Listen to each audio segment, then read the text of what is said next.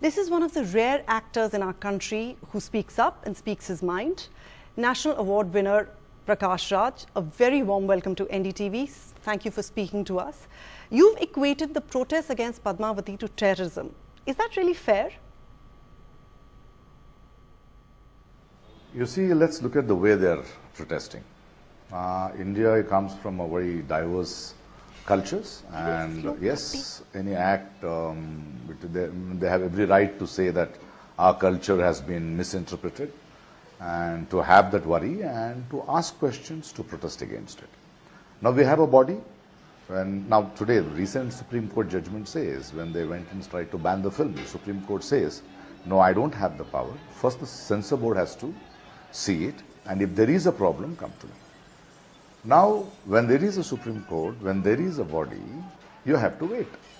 You have to give it to them. But instead of it, if you are going to take your own decision to ban a film, to kill somebody, to behead somebody, you go into the sets and slap a director, burn sets, I don't think this is done. This is terrorizing people. This is terrorizing your very thought of creative freedom and asking them, you can't even think. Before you think, you have to think. To be afraid of these sort of elements that anybody can come and stop you.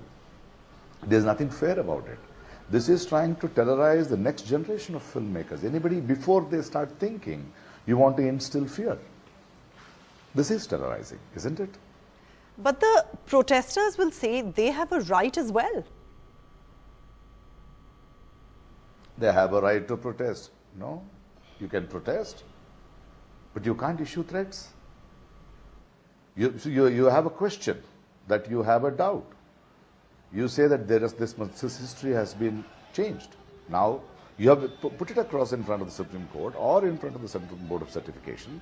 They will say whether your doubts are right or wrong.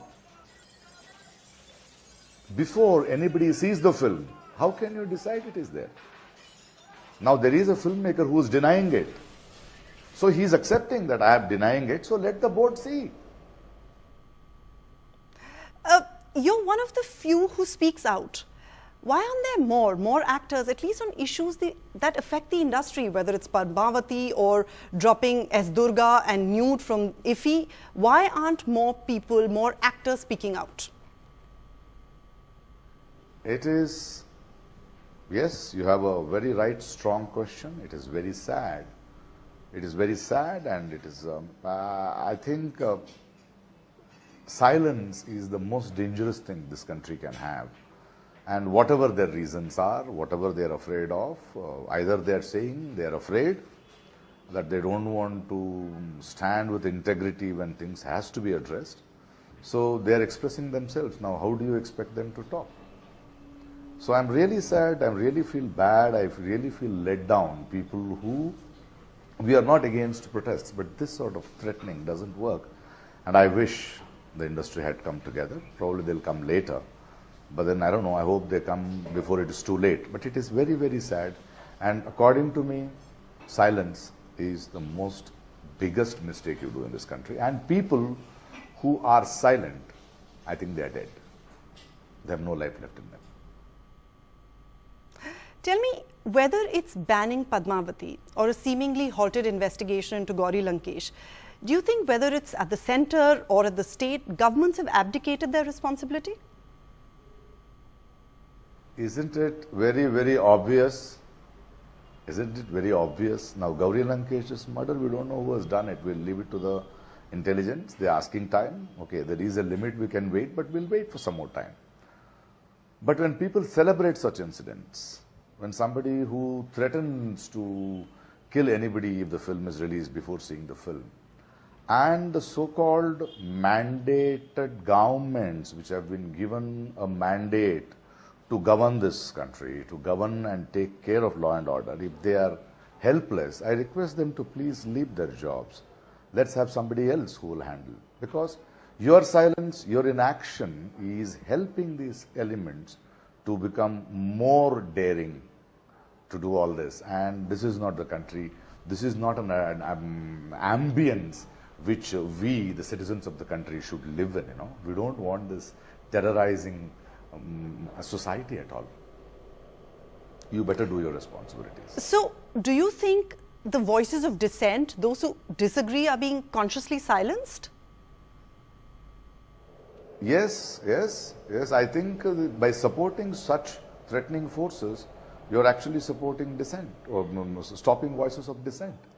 Today, whatever I talk is called anti-BJP. Whatever I say is anti-Modi, sir. How? He's my Prime Minister. Whatever I say, it is against Hindutva. How can it be against Hindutva? Hindutva is one of the most greatest way of life. It doesn't tell us to kill. It doesn't tell us to ask somebody to silence somebody. No. The minute you become violent, you are not a Hindu. You are not a Muslim. You are not a Christian. No religion preaches this. Now what is your agenda? Why is everything again? Why can't I as a citizen ask a question if you are not working? Why am I looked as an enemy? But what is the recourse for people? Like recently you sent a legal notice to a BJP leader who attacked you personally. See, what I have sent him is, please, I've told very clearly, this is not against a party or an outfit. It is against an individual as a citizen of this country. I am continuously saying I don't belong to any party. But this act by an elected representative, if I ask a question, if you have an answer, answer it. Don't go and speculate personal problems, personal issues, which is not at all there, and try to create hatred among people. How can you go below the belt, a responsible citizen of this country? This trolling is happening not only in politics, it's happening everywhere. Today in this country, trollers can threaten anybody. But this is not done. But there will be some, and there are some, who say that you're using this to build a political base. After all, this is not the first time there have been bans or protests. Yes, I have answered that. See, the problem with these people who are saying that is they want to hear only what they want to hear. I have said, yes, I should have protested before, and I have not. But there is an instigating point. When Gauri's death happened, death came to my doorstep, and I said, Prakash, this is the time. You have to do it. You can't be in your comfort zone. I have realized it now. So, just because I am late, does it make my question wrong? No. Yes, I am accepting. I should have done it before. I'm sorry I did not do it before. I've said I'm sorry I did not do it before. It did not dawn on to me.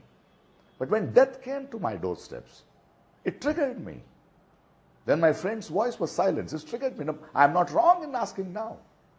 And I'm telling you guys, I'm not interested in your dirty politics. I want to first become a responsible, honest, outspoken citizen of this country. Won't you let me do that? Don't brand me. And they don't want to listen to that. I'm telling you. I'm telling you on record. So you know the day I do that, you know that I have cheated you. Let me be responsible for what I say. I am just a citizen of this country. Yes, I was late. So what? You're right. We're all citizens of this country and we should all have the right to question. Thank you so much, Prakash Raj, for joining us tonight. Thank you.